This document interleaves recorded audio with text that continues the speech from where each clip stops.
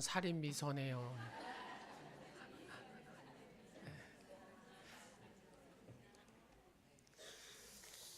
여러분 오늘 아침에 거울 보셨죠?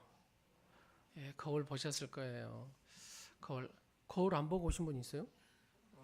거울 다 보셨죠? 예, 거울을 이렇게 딱 보시면 여러분 얼굴이 평안하니 미소 짓는 얼굴이시든가요? 아니면은 인상 쓰고 있는 얼굴이시든가요? 예? 미소 짓는 얼굴이었습니까? 예.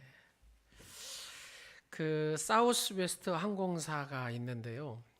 여하튼 부동의 1위 기업입니다. 이 사우스 웨스트 항공사인데 그 사원 모집을 이렇게 해놨습니다. 우리는 다른 사람의 말을 잘 들어주고 다른 사람을 생각하고 미소를 잘 짓고 감사합니다라는 말을 할 줄 아는 다정한 사람을 찾습니다. 미소 짓는 사람을 찾는다는 겁니다. 그래서 그렇게 사원을 이렇게 모집을 해가지고 자 처음에 뭘 보겠습니까? 그렇죠. 미소의 얼굴을 본다고 말이에요. 미소 짓는 얼굴. 그 미소를 안 지면은요, 그 사람은 뭐 탈락이겠죠. 그렇습니다. 미소 짓는 얼굴. 그래서 이 사우스웨스트 항공사는 최저의 불평 건수, 가장 빠른 수화물 처리, 정시 도착. 그래서 이 미소 짓는 고강도 훈련을 시킨답니다. 그래서 우리 성도들 안에서도 사장님도 계실 거예요. 그러면 직원들을 쓰면 어떤 사람을 뽑아야 된다고요? 그렇죠. 미소 짓는 사람. 미소 짓는 사람을 뽑아야 된다고 말입니다.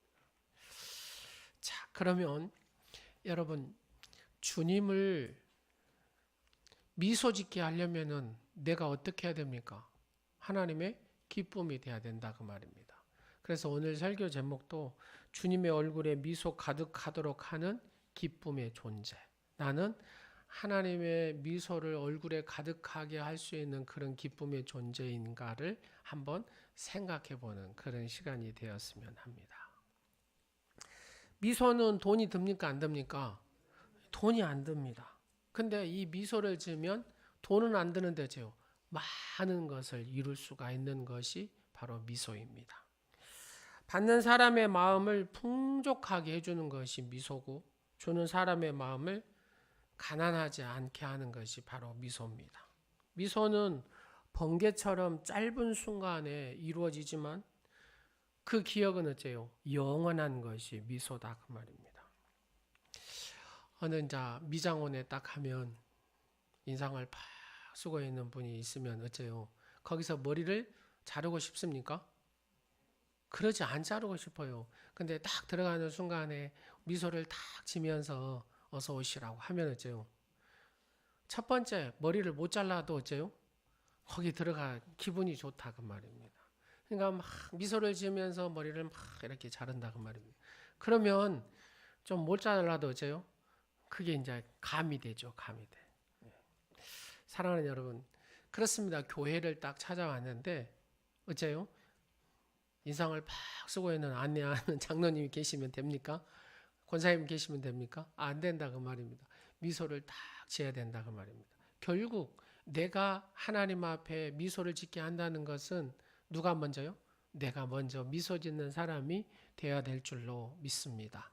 자, 그런 사람 그런 의미에서 옆 사람을 딱 한번 보세요. 영원히 기억에 남을 살인 미소를 한번 지어 주십시오.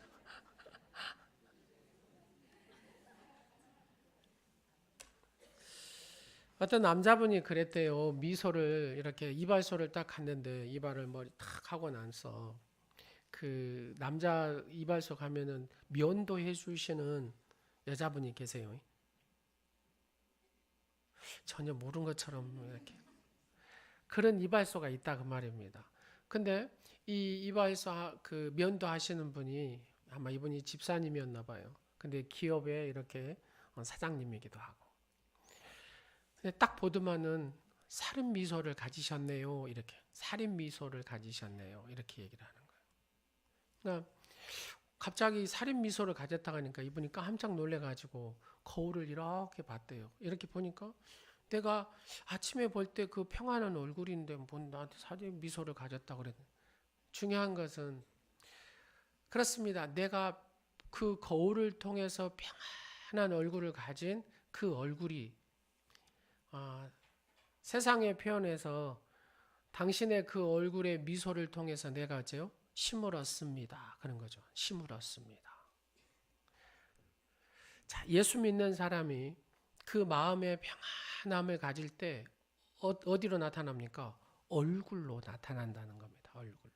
그래서 그 미소를 지을 수가 있다라는 얘기입니다. 자, 예수 믿는다는 것이 뭘까요? 예수 믿는다는 것이. 여러분, 천국 가기 위해서만 예수 믿습니까? 단지 그것만은 아닐 거라는 얘기죠. 예수 믿는다는 것은 내가 주님을 위해서 이 땅에서 꿈과 비전을 가지고 사는 것을 의미합니다. 꿈과 비전을 가진다는 것. 그렇죠. 꿈과 비전을 가는 사람은 그 안에 소망이 있기 때문에죠. 그 얼굴이 밝을 수밖에 없다 그 말입니다. 영국의 유명한 조지 휘필드 목사님이 계십니다. 이분을 성령이 강력한 사람, 그분의 집회는 그분의 일화를 쭉 보면은 10만 명이 모였다고 하니까요. 10만 명이. 여러분, 이런 마이크 시스템, 이런 스피커 이런 게 없는 시대에 10만 명이 모였으면 어떻겠습니까? 근데 이 앞에서 설교를 들은 사람이나 저 뒤에서 들은 사람이나 10만 명이 동일하게 그 음성을 들었다고 합니다. 이해가 안 되죠. 이해가 안 돼. 근데 이 놀라운 역사가 일어나는 겁니다. 자, 근데 이분이 늘 하는 말이 뭐냐면, 나는 녹슬어서 없어지는 것이 아니라 닳아서 없어지기를 원합니다. 이런 마음을 가지고 살았답니다. 누구한테요? 하나님 앞에. 여러분도 녹슬어 없어지는 것이 아니라 열심히 하나님 앞에 충성해서 닳아서 없어지는 인생이 되시기를 간절히 축원합니다. 하나님께로부터 받은 자신의 모든 것을 썩혀두는 것이 아니라 정말로 극대화시켜가지고 인생이 가장 아름답게 절정으로 주님 앞에 내가 드리기를 갈망합니다. 그런 마음이죠. 이 시대에는 그리스도인의 문제가 뭐냐? 의식주냐? 의식주가 아니라는 얘기입니다. 이 시대의 성도의 문제는, 그리스도인의 문제는 성도다운 꿈이 없는 거예요. 성도다운 꿈. 하나님께서 주신 꿈과 은혜를 확신할 때 우리는 그 꿈과 그 비전의 확신을 가진 성도, 그 성도는 하나님 앞에 분명히 쓰임을 받습니다. 하나님 나라를 위한 꿈을 가진 거룩한 꿈쟁이들, 즉 꿈이 있는 성도, 내 가정을 통해서 이렇게 이루시기를 원합니다. 꿈이 있는 가정, 꿈이 있는 교회, 꿈이 있는 나라. 주님께서는 지금도 그 꿈이 있는 사람을 통해서 일하시는 줄로 믿습니다. 그래서 성경은 32,500가지의 하나님의 약속과 그 비전들을 이렇게 펼쳐놓은 책을 성경이라고 합니다. 그렇습니다. 하나님은 꿈을 가지고 하나님을 바라보며 나아가는 성도를 통해서 하나님의 일을 행하시는 줄로 믿습니다. 자, 우리를 위해서 자신을 내어주신 주님, 그렇죠? 우리를 위해서 자신을 내어주신 주님이 우리에게 기대하는 것이 있다 그 말입니다. 첫 번째는 우리에게 기대하는 것. 그게 뭐냐? 우리의 삶의 변화를 기대하신다는 겁니다. 오늘 본문 23절, 24절 말씀을 다 같이 읽도록 하겠습니다. 시작. 예수께서 제자들에게 이르시되 내가 진실로 너희에게 이르노니 부자는 천국에 들어가기가 어려우니라. 다시 너희에게 말하노니 낙타가 바늘기로 들어가는 것이 부자가 하나님 나라에 들어가는 것보다 쉬우니라. 여기서 부자는, 그럼 부자는 다 천국에 못 갑니까? 그런 얘기가 아니죠. 여기서 부자는 자기 욕심만을 취하는 부자를 얘기하는 겁니다. 자기 이익만을 취하는 부자는 어째요? 자기만을 위해서 산다 그 말입니다. 그래서 그는 결코 천국에 들어가지 못한다는 개념이죠. 이 말씀이 나오게 되는 배경사건이 바로 16절과 22절에 쭉 기록되어 있습니다. 장래가 촉망되고 재정적으로도 돈으로도 충만한 그런 풍족한 관원이 있었습니다. 젊은 관원입니다. 그는 재력이 있었을 뿐만 아니라 영적인 면에서도 깨어 있었고 영생의 문제에 대해서도 진지하게 생각한 청년이었습니다. 그때 주님 앞에 이렇게 질문을 던집니다. 영생에 대한 질문을 던지죠. 그러니까 주님께서 이렇게 말씀을 하십니다.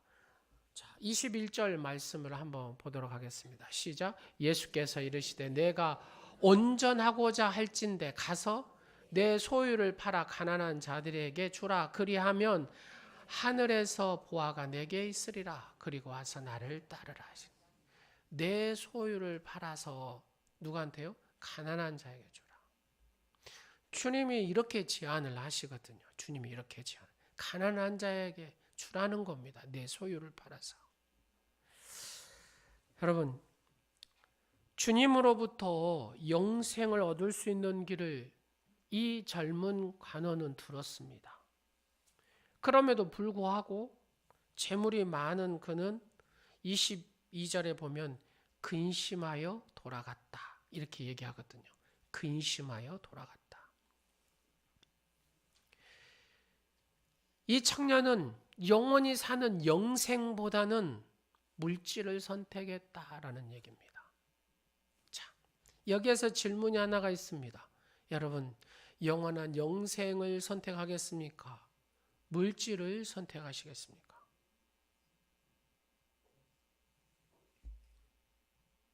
자, 영생을 선택하실 분은 아멘. 물질을 선택하신 분도 아멘.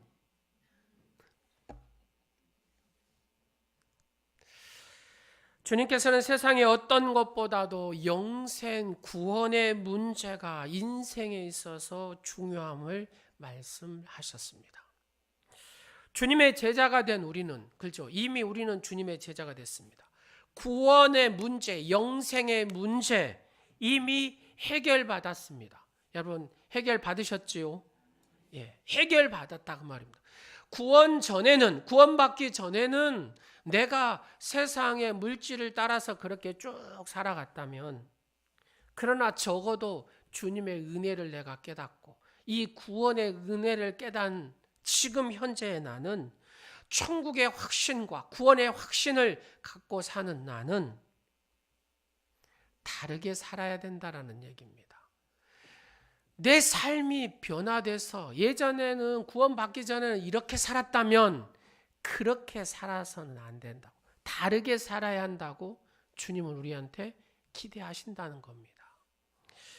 기대하심이 마땅한 이유는 주님께서 나를 위해서 모든 것을 다, 나의 구원을 위해서 모든 것을 다 내어주셨기 때문에 그렇습니다. 무엇까지도요? 생명까지도 내어주셨습니다. 요한복음 3장 16절 우리가 다 아는 말씀이죠. 하나님이 세상을 이처럼 사랑하사 누구를 주셨어요? 독생자를 주셨으니 이는 그를 믿는 자마다 멸망하지 않고 뭔다고요? 영생을 얻게 하려 하심이니라. 그렇습니다. 그 독생자 아들을 우리에게 주셨다 그 말입니다. 그 아들이 십자가에서 죽으셨습니다. 누구를 위해서요? 나를 위해서. 나의 무엇을 위해서요? 영원히 주님과 함께 사는 영생을 주시기 위해서 말입니다. 하나님께서는 예수님을 우리의 생명의 선물로 주셨다 그 말입니다. 이 말이. 로마서 8장 32절에 뭐라고 합니까? 자기 아들을 아끼지 아니하시고 우리 모든 사람을 위하여, 그러죠. 자기 아들을 아끼지 아니하시고 우리 모든 사람을 위하여 내어주시니가 어찌 그 아들과 함께 모든 것을 우리에게 주시지 아니하겠느냐. 아들을 주신 하나님은 우리에게 모든 것을 다 주신다라고 말씀하고 계십니다. 주님은 우리에게 모든 것을 주시기를 원하시는 분이다 그 말입니다. 여러분, 뭘 받고 싶습니까? 모든 것을 그 아들과 함께 우리에게 다 주신다는 겁니다. 누가요? 하나님께서. 주님께서 주님 자신을 주셨다는 메시지가 무엇입니까? 그게 복음이다 그 말. 우리 인간의 이게 복음이다 그 말입니다. 마태복음 20장 28절에 뭐라고 합니까? 인자가 온 것은 섬김을 받으려 함이 아니라 도리어 섬기려 하고 자기의 목숨을 많은 사람의 뭘로요? 대속물로 주려 하심이니라. 주님은 갈보리 언덕을 오르시고 살을 찢으시고 피를 흘리셔서 자신을 아끼지 아니하시고 우리에게 주셨습니다. 겉옷을 주시고 마지막 피와 물과 땀까지 주신 주님께서는 우리에게 주실 수 있는 모든 것을 하나도 빠짐없이 다 주셨습니다. 모든 것을 우리를 위해 내어주신 주님은 제자된 우리에게 뭘 원하시냐, 뭘 기대하시냐? 합당한 변화의 삶을 기대하신다는 겁니다. 예수님을 닮은 합당한 변화된 삶을 우리 주님은 저에게, 여러분에게 기대하신다는 얘기입니다. 물질의 헌신만이 아니라 우리의 인생 자체에, 그렇죠? 우리의 인생 자체에, 내 인생 자체에 주인이 되시기를 원하신다는 겁니다. 누가요? 우리 주님이 말입니다. 우리 하나님의 이 풍성한 은혜를 체험한 자처럼 살기를 원하신다 그 말입니다. 성경에 보면은 예수님의 제자들이 어떻게 살았습니까? 주님이 원하시는 방법대로 살았다는 얘기입니다. 요한의 모든 제자들은 다 뭐 했습니까? 순교의 제물이 됐습니다. 역설적이게도 말입니다. 주님을, 여러분, 내가 주님 사랑합니다.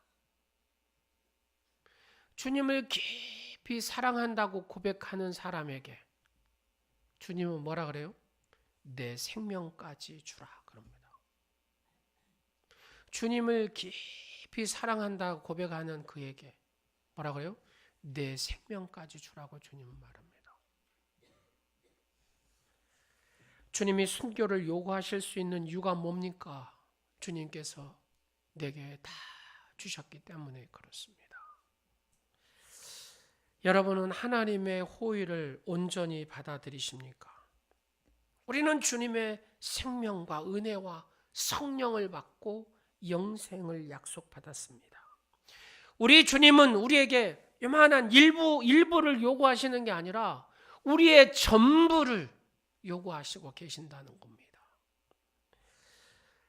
스스로 우리는 늘 이 표준을 내 수준에 맞게 이렇게 살면서 만족하려고 합니다.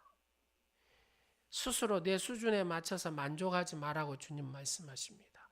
네 수준이 아니라 내 수준에 맞춰서 살라고 합니다. 주님의 수준에 맞춰서 살려고 합니다.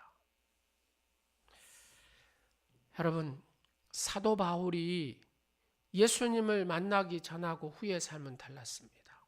예수님을 다메섹에서 만났습니다. 그리고 어떻게 살았습니까? 자기 수준이 아니라 주님의 수준에 맞춰서 살았습니다. 그리고 그는 마지막 고백을 사도행전 20장 24절에 이렇게 얘기합니다. 시작. 내가 달려갈 길과 주 예수께 받은 사명 곧 하나님의 은혜의 복음을 증언하는 일을 마치려 하면은 나의 생명조차 조금도 귀한 것으로 여기지 아니하. 나의 생명조차 조금도 귀한 것으로 여기지 아니하. 여러분, 사도 바울이 구원 받았습니까? 그렇게 생각하면 아멘 하십시오. 사도 바울이 구원 받았습니까? 그러면 여러분은 구원 받았습니까? 사도 바울은 하나님의 은혜를 입었습니까? 여러분도 하나님의 은혜를 입으셨습니까? 사도 바울의 고백이 여러분의 동일한 고백이 되시기를 간절히 축원합니다. 그렇습니다. 사도 바울이 받은 그 구원의 은혜, 그 감격, 하나님의 그 사랑과 은혜를 이 사도 바울이 깨닫고 어떻게 살았다고요? 자기의 생명도 어째요? 조금도 뭐하게 여겼다고요? 귀하게 여기지 아니하였다. 누구한테 드리매요? 하나님 앞에 드리매 말입니다. 돈도 없고 학력도 없고 별볼로 없는 평범한 남자가 있었습니다. 그런데 이 남자가 어느 날 어떤 결심을 딱 하는 계기가 됐어요. 그 결심을 하고 나서 이 사람이 막 성공을 하기 시작을 하는 겁니다. 이 남자의 새로운 결심을 한 뒤에 11년이 지났어요. 11년이 지나고 이 사람이 패서던트 컴퍼니라는 대그룹의 사장이 됩니다. 뭐 하고 나서요? 어떤 결심을 하고 11년이 지난 다음에 패서던트 컴퍼니라는 이 대그룹의 이 사장이 됩니다. 이 패서던트 컴퍼니라는 회사는 최초의 치약을 만든 회사입니다. 치약. 여러분 지금 치약 쓰고 있잖아요. 최초의 치약을 만든 사람. 그 회사입니다. 그 회사의 사장이 됐다고 말입니다. 이분이 사장 취임식에서 그는 자신의 성공 비결을 11년 전에 결심이 무엇이었는가를 쭉 얘기합니다. 그게 뭐였냐? 많은 사람들이 그러지 않겠습니까? 저 사람이 학벌도 없고 별 볼 일 없는 사람인데 평범한 사람인데 어떻게 이 큰 회사의 사장까지 될 수 있었을까? 11년 만에 말입니다. 그래서 그는 그렇게 고백합니다. 제가 11년 전에 한 가지 결심을 했습니다. 그것은 일을 중요한 순서대로 처리하는 것이었습니다. 그러나 막상 실천하려 보니까 바쁜 막 스케줄 때문에 막 쫓기다 보니까 제대로 못했다는 겁니다. 그래서 결심을 하고 새벽 5시에 일어났다는 겁니다. 그리고 오늘 가장 중요한 일이 무엇인지 어떤 순서대로 일을 처리하는지를 계획을 세우기 시작을 했다는 겁니다. 근데 그 일의 우선순위가 뭐였냐? 하나님께서 기뻐하시는 일이 어떤 것인지를 최우선으로 하는 것이었습니다. 하나님께서 기뻐하시는 일이 어떤 것인지를 최우선순위로 했다는 겁니다. 그렇게 살았더니 11년 되니까 이 큰 회사의 사장이 되었다라고 그는 고백합니다. 내가 이렇게 살았으니 지금 내가 이 자리에 서게 된 것입니다라고 그는 고백합니다. 여러분 하루를 시작할 때 하나님께서 기뻐하시는 일이 어떤 것인지를 최우선으로 하는 것. 그게 성공의 비결이라는 겁니다. 여러분 그렇게 지금 살아가고 계십니까?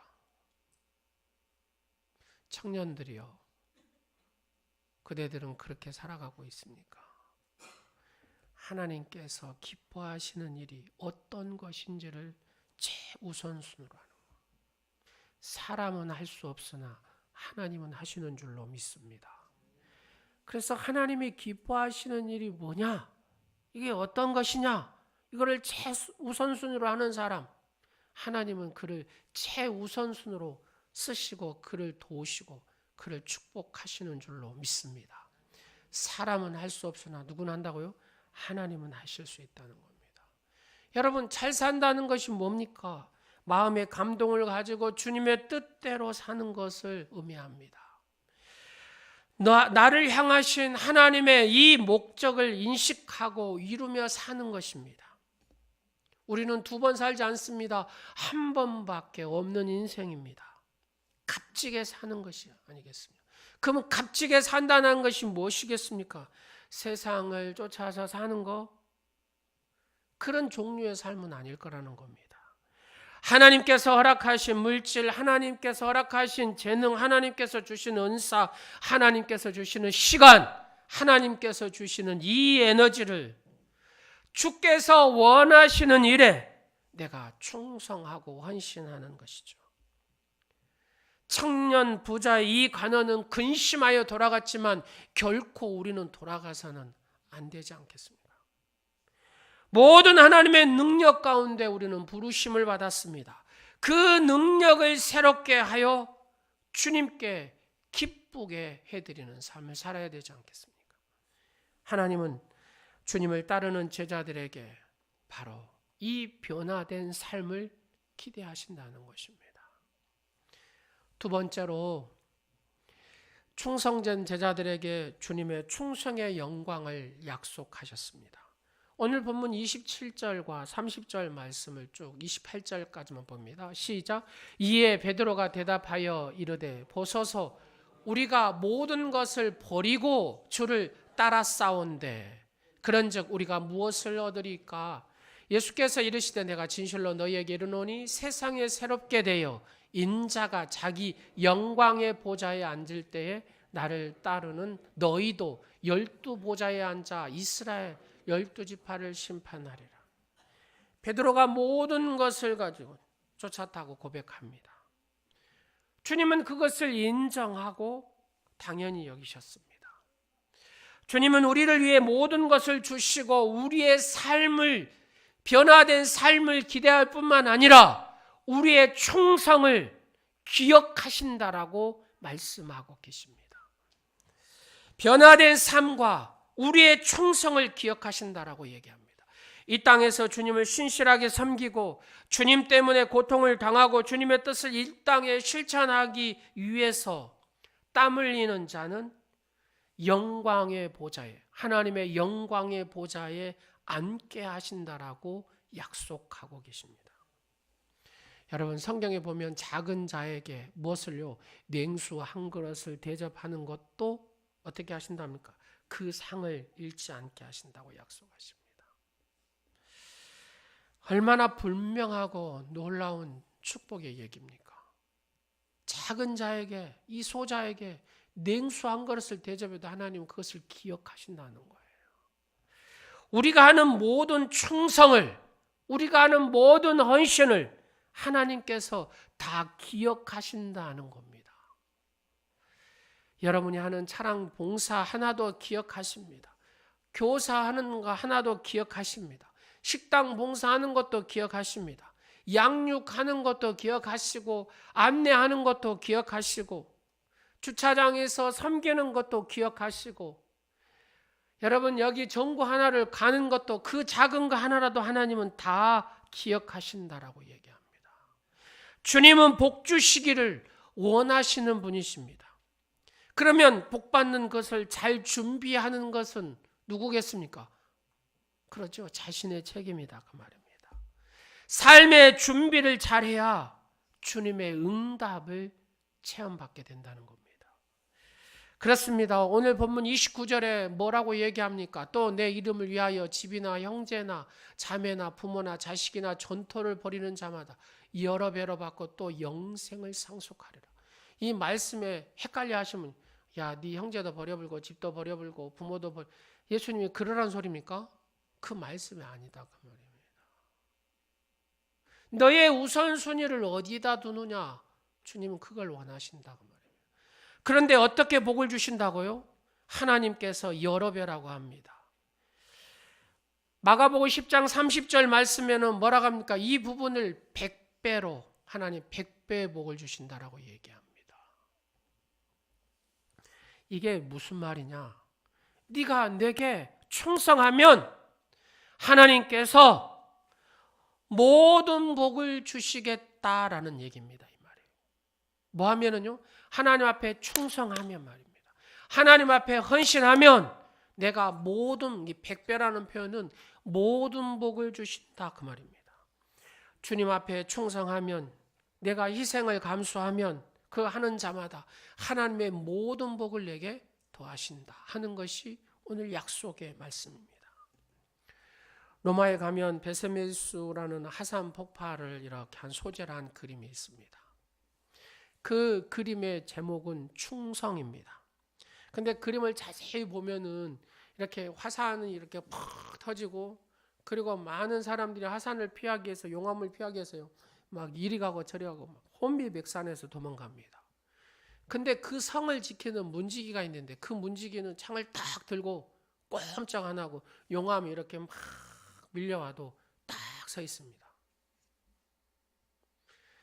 한번 보십시오. 용암을 피하기 위해서 막 혼비백산한 그 그림을 가운데 창을 딱 들고 용암이 이렇게 와도 거기에 딱 서 있는 그 문지기 말입니다. 포커스, 이 그림의 포커스는 바로 그 문지기에 있습니다. 충성이라는 얘기죠. 세상에 많은 사람들에게 있어서 당신은 재주가 있어서 씁니다. 당신은 학식이 많아서 씁니다. 당신은 잘난 사람이어서 씁니다.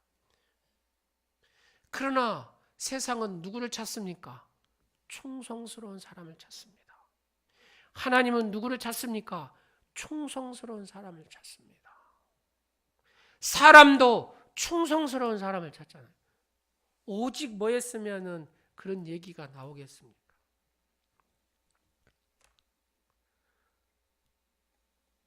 전두환 전 대통령에게는 장세동이라는 사람이 있었다고 말입니다. 근데 다른 대통령 어째요? 박근혜 대통령도 결국은 누구한테 넘어진 겁니까? 그러죠. 가장 측근들이 배신한 거잖아요. 이제 MB라는 분도 어째요? 금방 검찰 소환할 것 같아요. 누구 때문에요? 그러죠. 충성스러운 사람이 없었다. 세상도 마찬가지고 직장도 마찬가지고 하나님도 마찬가지입니다. 누구를 찾습니까? 충성스러운 일꾼을 찾습니다. 요즘엔 그러잖아요. 기업의 기술을 유출해가지고 중국에 팔아먹는 사람도 있잖아요. 직장에 충성스러운 사람이 없는 거예요.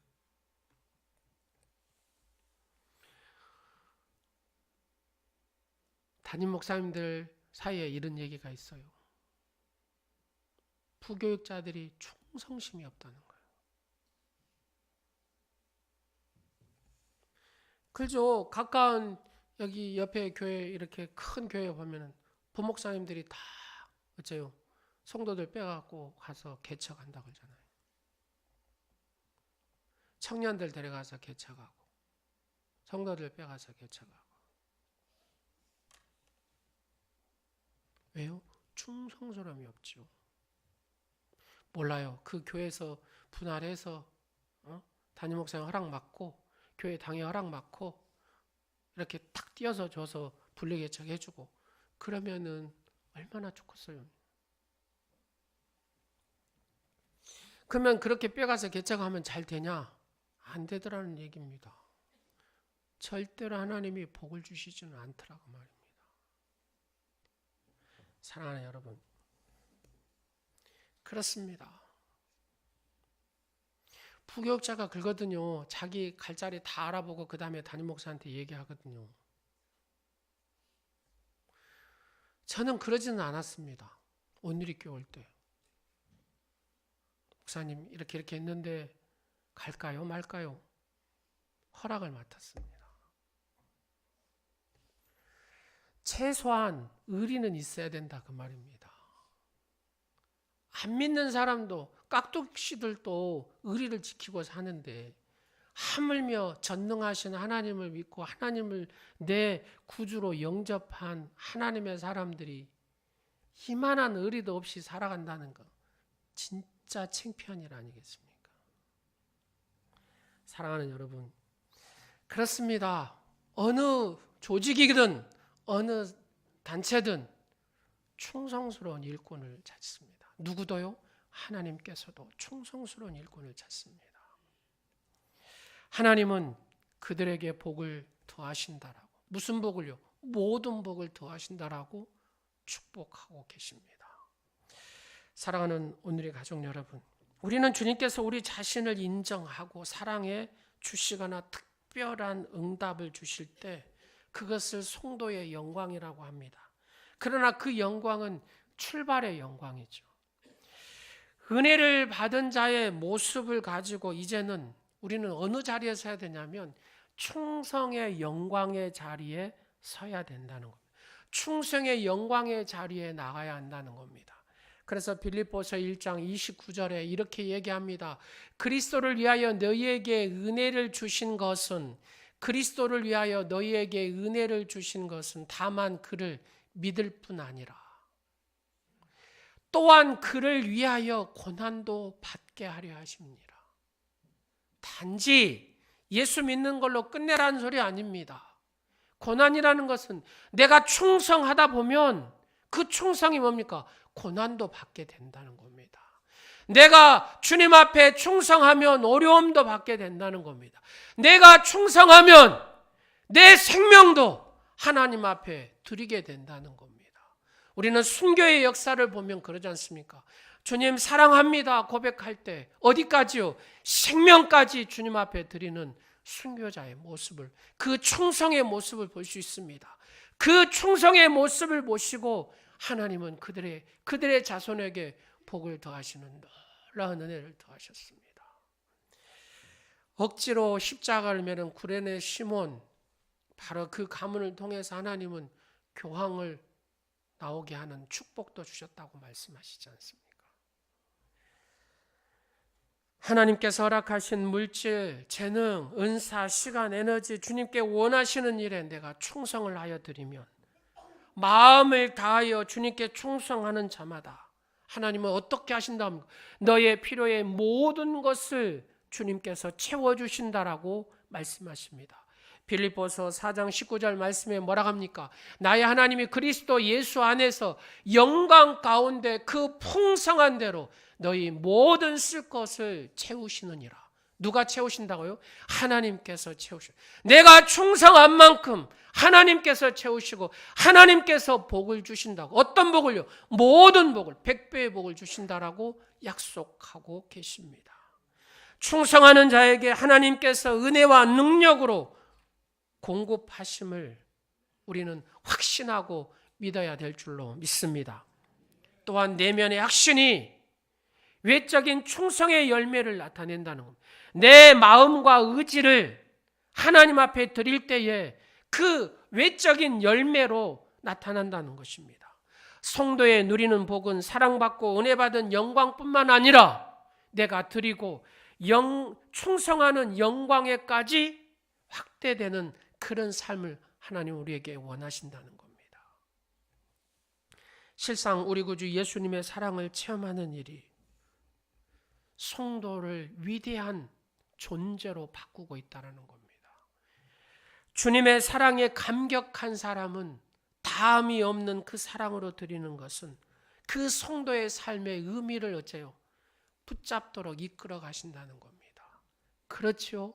사도 바울이 주님의 은혜를 체험하고 그 사랑의 감격을 딱 알고 나서죠, 최고의 성도의 삶으로 바꿔서 충성함으로 살았다는 얘기입니다. 그렇습니다. 우리도 사도 바울처럼 하나님의 구원의 은혜를 아는 사람이고 하나님의 이 사랑의 감격을 아는 사람이다 그 말입니다. 어떻게 삽니까? 성도의 최고의 삶을 이루는 삶을 사는 것입니다. 조 2세기 초에 이그나티우스라는 순교자가 있습니다. 예전에 한번 말씀을 드렸는데 그는 수리아에 있는 안디옥 교회 담임 목사였습니다. 믿음이 아주 신실한 분이었고 인품이 훌륭한 분이었고, 그래서 성도들뿐만 아니라 믿지 않는 사람들도 이를 존경했습니다. 로마 황제의 핍박이 막 가해지자 앞장서서 성도들 믿음을 지키라고 막 독려를 했습니다. 결국 붙잡혀서 로마의 원형 경기장에 가서 사자의 밥이 되고 맙니다. 근데 그런 과정이 이어지는 쭉 과정 속에 이런 내용이 들어가 있습니다.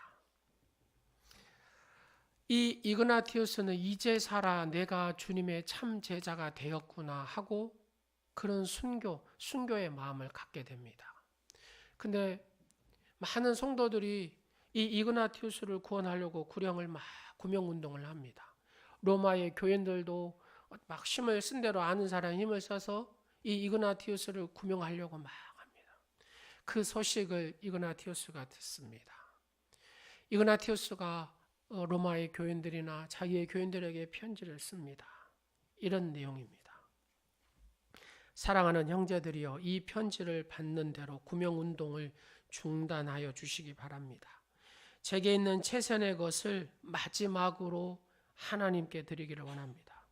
제 마음속에 있는 이 뜨거운 순교의 열정을 부디 꺾지 말아주시기 바랍니다. 오히려 제가 이 일을 잘 감당할 수 있도록 저를 위해 중보 기도해 주시기 바랍니다.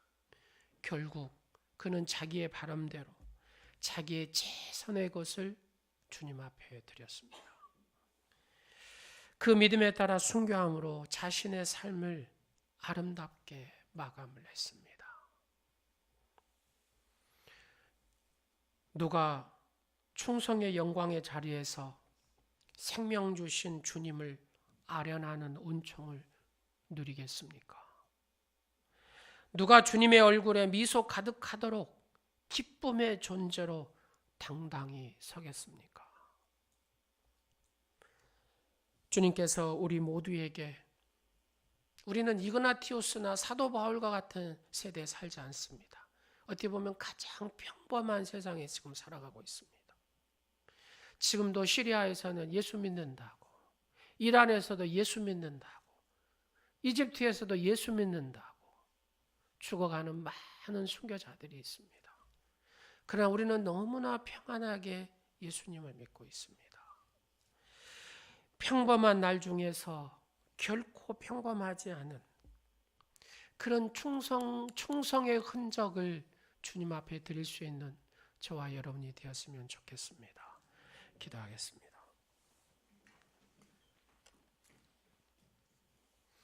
누가 충성의 영광의 자리에서 생명 주신 주님을 아련하는 은총을 누리겠습니까? 주님, 이 종과 우리 온누리 모든 지체가 이 충성의 영광의 자리에 서서 주님을 아련하는 그 은총을 받게 하여 주옵소서. 누가 주님의 얼굴에 미소 가득하도록 기쁨의 존재로 당당히 서겠습니까? 아버지 하나님, 우리 온누리 모든 지체와 이 종이 주님의 얼굴에 미소 가득하도록 기쁨의 존재로 당당히 서는 성도가 되게 하여 주옵소서. 평범한 날 중에서 결코 평범하지 않는 충성의 흔적을 하나님 앞에 드리는 우리 온누리 사랑하는 모든 성도들이 되게 하옵소서. 예수님의 이름으로 기도드립니다. 아멘. 나 주님의 기쁨 되기 원하네.